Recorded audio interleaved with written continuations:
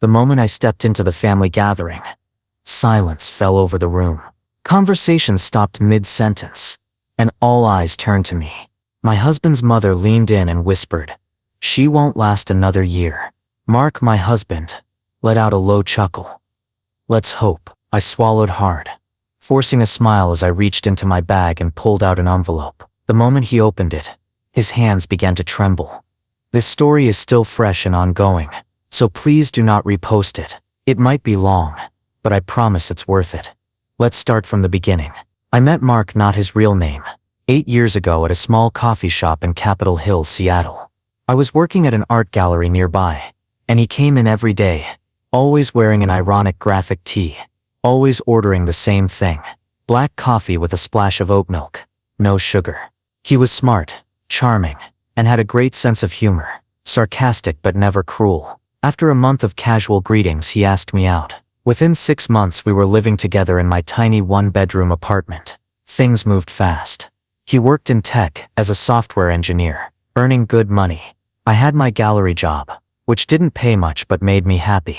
He wasn't perfect, but I felt safe with him, and at the time, that felt like enough. Then I met his family. His mother, Rhonda, fake name, of course, was the kind of woman who wore heels inside her own house, had flawless makeup at all times, and smelled of expensive perfume and judgment. From the moment I met her, I could feel it. She didn't like me. The first thing she ever said to me was, "Oh, you're the artist.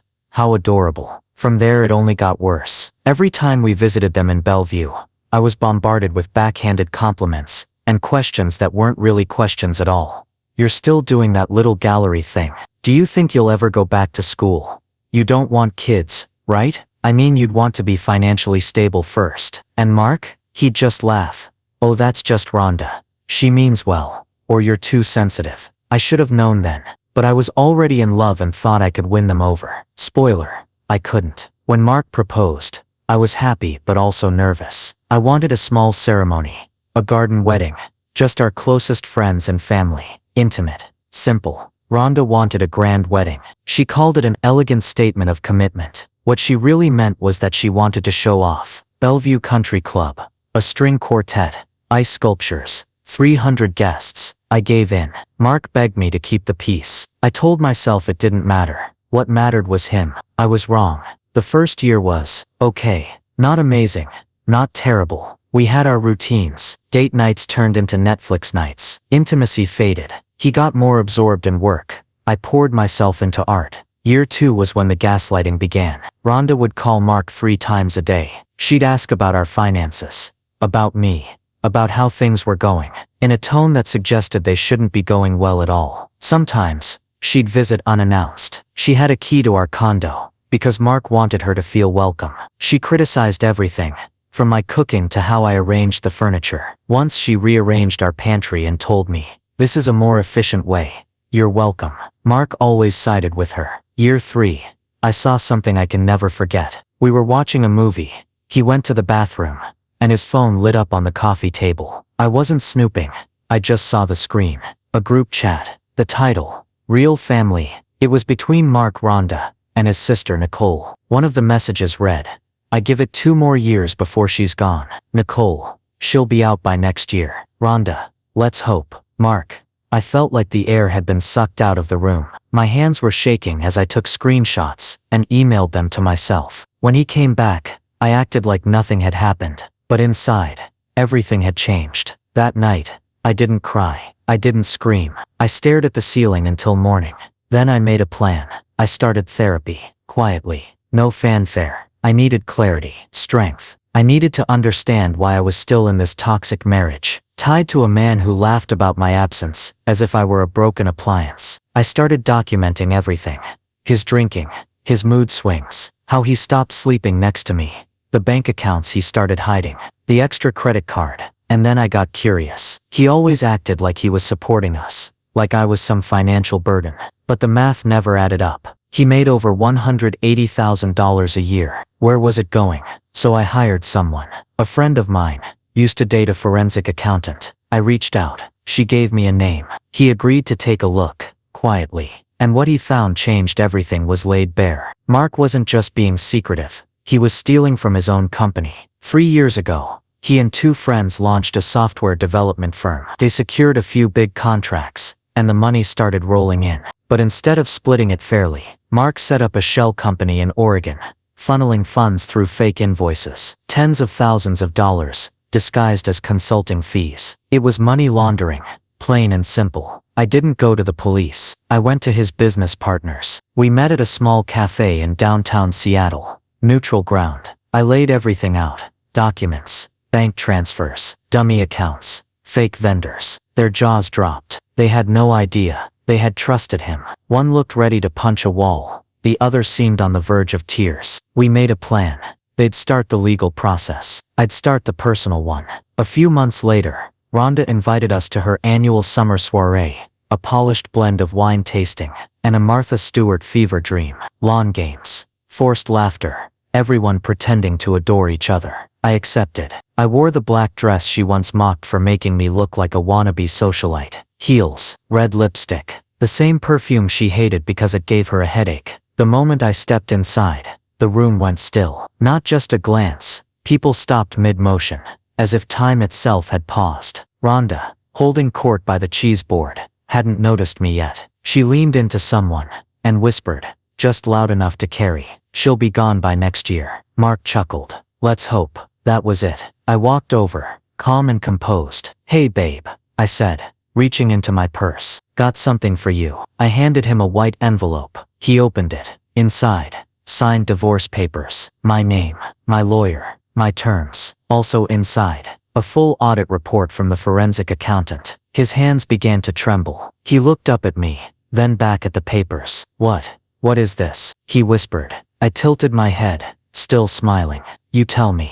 As he flipped through the pages, his face drained of color. His jaw clenched. For the first time in our entire relationship, he had nothing to say. The room was silent. People pretended not to watch, stealing glances from the corners of their eyes. Rhonda's heels clicked like gunshots on marble as she strode over, snatching the envelope from his hands. "What is this garbage?" I met her gaze. That's what embezzlement looks like in print. Her eyes narrowed. "You're making a mistake." I turned to Mark. "She's not wrong. You did make a mistake, just not today." He looked like he might throw up, but I wasn't done. I reached into my purse again. "Almost forgot," I said, holding up a second envelope. "This one's for your business partners. You might want to call them before they call you." Rhonda grabbed my arm. "You crazy little, don't touch me." She froze. My voice wasn't loud, but it didn't need to be. Mark looked completely lost. He opened his mouth, then closed it again. "I'm leaving now," I said.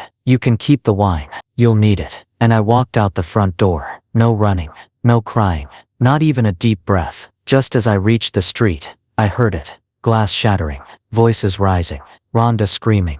That night, I checked into a hotel in downtown Seattle. I didn't go home. I didn't answer calls. I didn't open messages. By morning I woke up to 37 missed calls. Mark, Rhonda, his sister, unknown numbers. One voicemail from his lawyer, one from his business partner. Just 3 words. "He knows we know." I thought my revenge was over. I thought I had played my hand and walked away. But then my bank called. They had flagged a suspicious attempt to access our joint account. It was Mark. He tried to drain everything with my name on it. He failed because I'd already removed myself from the account weeks ago. But that action revealed something I didn't expect. He knew I had more, and I did. While going through his finances, I found something unusual. An invoice from a company I didn't recognize, paid monthly. The amount wasn't huge, but the payments were always on the 15th. So I decided to keep an eye on things. One night, I followed him. He said he was working late, but he wasn't. He drove to a small building in Ballard that looked like an old office. I parked across the street, waited, and took pictures. An hour later, he came out with another woman. They hugged, kissed, and got into the same car. Her name was Celeste, and she was a yoga instructor, part-time at a wellness studio in Fremont. They'd been seeing each other for nearly a year. Mark had a second apartment, paid for by his company, and registered under that fake business name. This wasn't just about betrayal anymore. It was a whole different level. Not because she deserved to know, but because I knew it would destroy her. She spent her entire life trying to control everything. Her family, her image, and even her son. She thought she knew what he needed. So I sent her a little gift, a plain white envelope, with a USB stick and a photo. Mark and Celeste kissing. Rhonda called me an hour later. She didn't even try to pretend. "You hateful little," she said. "You think this makes you look good?" "No," I replied. "But it makes you look foolish, and that's a first." She didn't call after that. 2 days later, Mark showed up at my gallery. I was in the back room when one of my assistants came rushing in. "There's a guy at the front. Says he's your husband." I stepped out, and he looked rough. Eyes sunken, shirt wrinkled, and his beard starting to grow back in patches. "I just want to talk," he said. "Please, 5 minutes." I stood behind the counter and didn't move. "You can talk," I said, "but I won't answer." He tried everything. Apologies, excuses. He said he was under pressure, that he didn't mean it, that Celeste didn't matter, that Rhonda was manipulating him, and that I meant everything to him. Then he started crying.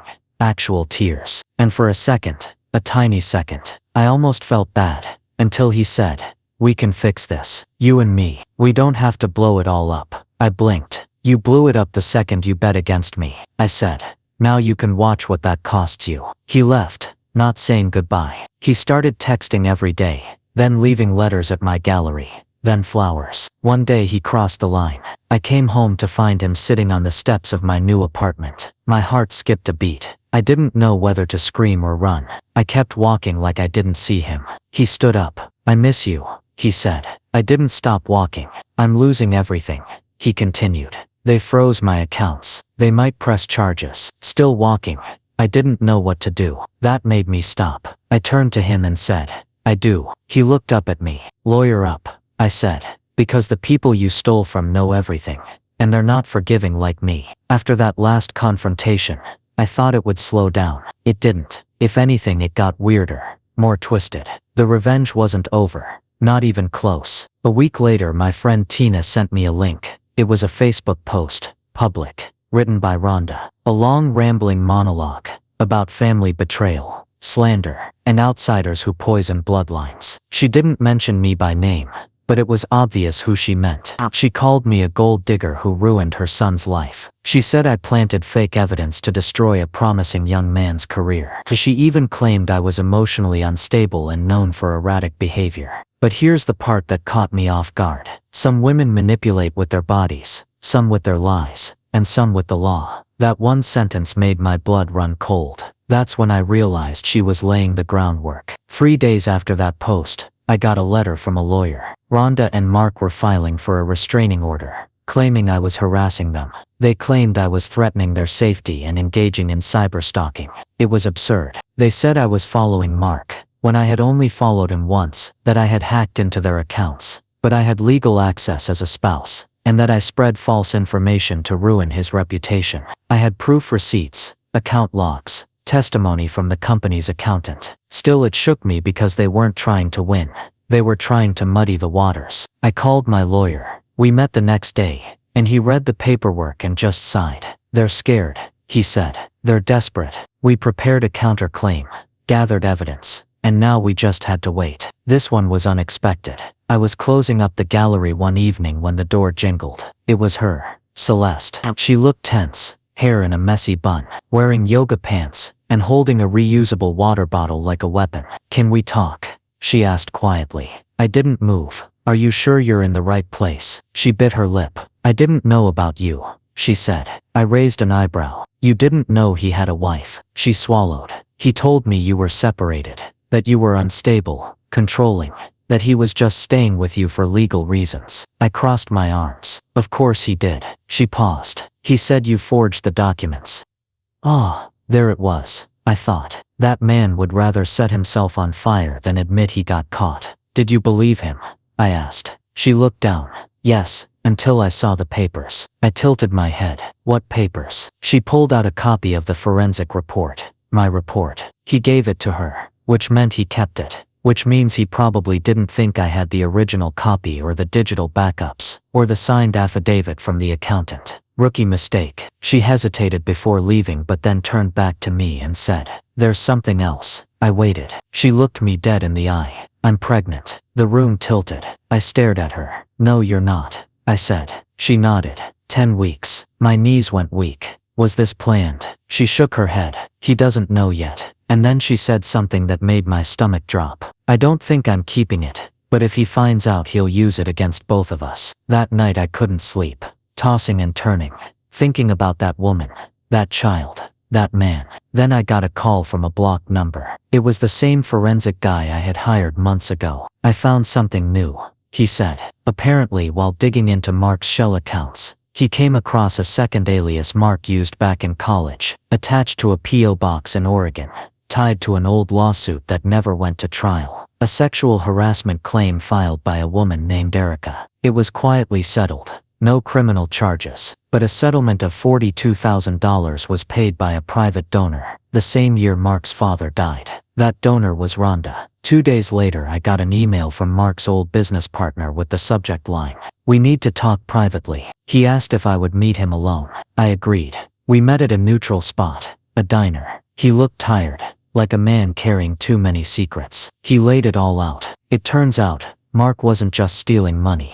He was building something bigger. A new company under a new name overseas. A Singapore-based LLC. Rhonda was listed as a silent partner, and Celeste's name was on the paperwork too, but listed as an operations consultant, which meant she probably didn't even know he planned to jump ship, move the money and start over, leaving everyone behind. Me, his business partners, even Celeste. I sat in my apartment that night, staring at the wall for hours. So much damage. So many people caught in his web. But now I knew the truth. He wasn't just a liar. He was a coward, following a clear playbook. Manipulate, distract, escape. But this time, things would be different. This time, I knew everything. The meeting with Mark's old business partner didn't surprise me. I already knew Mark was a liar. But what hit me hardest was how far he was willing to go. Dragging strangers, friends, even unborn children into his mess, just to save himself. I sat in my apartment with all the files laid out on the floor. Bank statements, business registrations, fake consulting invoices, and then the old case from college. The girl, Erica. He had done this before. This was a pattern. And people like that don't stop unless someone stops them. So I decided that someone would be me. Mark's old company hosted a private investor dinner in downtown Seattle, at a rooftop restaurant. Dress code, name tags, wine flowing like water. I got an invite, not from them, but from the business partner. He wanted me there. They need to see who he really is, he said. Let's send this where it started. I wore black again, hair up, no jewelry, no makeup, but red lipstick. The same red as the first time I ruined him. I walked in during dessert. Mark was mid-sentence, trying to explain his vision for the future of tech when he saw me. He froze for a full 5 seconds, just staring. "You're not supposed to be here," he said. The room went quiet. I stepped forward. "Neither are you." His eyes darted to his ex-partners, who were now watching carefully. Everyone was listening. I reached into my bag and pulled out a flash drive, tossing it on the table. "Yes. That's a copy of every transaction you made to Singapore, every fake invoice, every illegal move." He stood up, face red. "You're crazy," he said. I turned to the crowd. "Ask him about the LLC he registered offshore. Ask him about the shell company. Ask him how he planned to leave the country." Someone whispered. I wasn't done. "Ask him who Erica is." That one hit like a slap. Mark's face dropped, color gone. I turned to Rhonda, who I knew was only there to show off. "She paid the settlement. Look it up." Gasps. Rhonda stood. "This is lies. This is slander. I have bank records from your trust account. The exact amount," she added. Then Celeste walked in. Yes, Celeste. I had called her that morning, told her it was her decision to make, come or don't. She came, and she had something in her hand, a sonogram. She walked right up to Mark, slapped it on the table, then slapped him across the face. "You used me," she said. "I almost defended you. I almost believed you." He stood there, speechless. She looked at me. "He's all yours." Then she walked out. Rhonda broke first. "You ungrateful little," she yelled at Mark. "Everything I gave you, everything I cleaned up for you, and this is what you do." Mark tried to grab her arm. She pulled away. "Don't touch me," she snapped. "You lied to me over and over. I ruined my reputation for you." She turned to me, tears in her eyes. "I should have known the first day you walked in. You were calm. You were nice. And I treated you badly because I thought you were weak. I didn't speak. She looked at Mark again. She's stronger than you'll ever be. Then she left. Mark sat down, put his head in his hands. The room stayed silent for a while. Then someone clapped. One of the investors. Others joined in. Not for me, not for him, but because the performance was over. Outside, I leaned against the brick wall of the building. My hands were shaking, but my face was dry. Celeste joined me a few minutes later. No words, just stood next to me. You okay? I asked. She nodded. Barely. I think I'll keep it, she said, referring to the baby. I turned. Are you sure?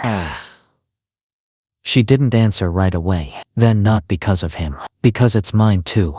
And I won't let it grow up thinking people who lie win. We stood there for a long time. Then we said goodbye. Haven't seen her since. It's been 4 months since that night. Mark is currently under investigation for financial fraud. The civil lawsuit is underway. His ex-business partners are cooperating fully. Rhonda sold her Bellevue house and moved to Arizona. I heard she's taking a break from social life. Good. As for me, I moved to a new apartment. Clean, small. Mine. I reopened my gallery under a new name. People ask if I feel better now, if I feel free. And the truth, not always. Some nights I lie awake and still feel the weight of it. The betrayal, the time I lost, the version of me that bent so hard just to make other people comfortable. But there's something else too. A strange sense of peace. I didn't just get revenge. I got clarity. If you're in a relationship where you feel like you're constantly trying to prove your worth, stop. You don't have to prove anything to people who've already decided you're not enough. They'll keep moving the finish line. You'll keep running until there's nothing left of you. I almost lost myself trying to be someone they could accept. Now I live every day, knowing that I survived them. Mark, Rhonda, all of it. And if I ever see them again, I won't scream. I won't cry. I'll just smile and say, told you I'd still be here next year.